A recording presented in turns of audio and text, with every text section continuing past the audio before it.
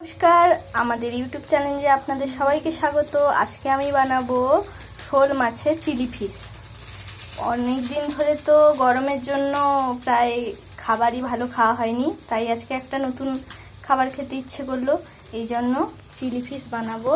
Chilli fish বানানোর জন্য আমি এখানে নিয়েছি পেঁয়াজ, ক্যাপসিকাম, তেজপাতা, কাঁচা লঙ্কা আর শোল মাছগুলোকে এরকম শেপে কেটে নিয়েছি।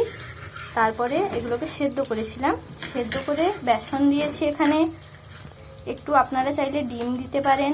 আর পেঁয়াজ দিয়েছি পেস্ট করে, আদা দিয়েছি পেস্ট করে, এরপরে আরেকটা বাটা মশলা দিয়েছি, এরপরে মাখিয়েছি।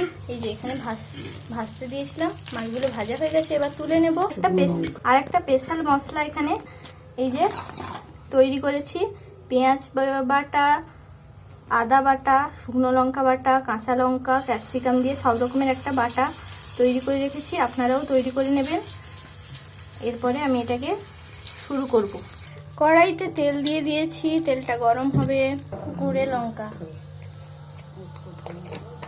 কড়াইতে গুঁড়ো লঙ্কাটা দিলে রান্নার রংটা চলে আসবে ভালো।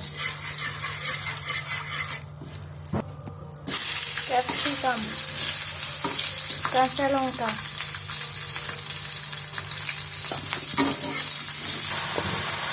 বেটে রাখা মশলাটা দিয়ে দিয়েছি, হলুদ,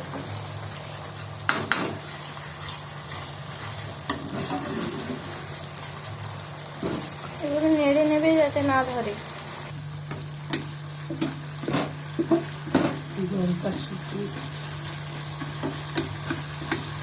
জলটা পুরো মাখা মাখা হয়ে এসছে।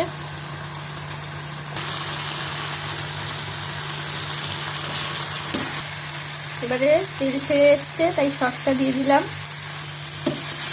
এটা মাখিয়ে নেবে ভালো করে, তারপরে জলটা দেওয়া হবে।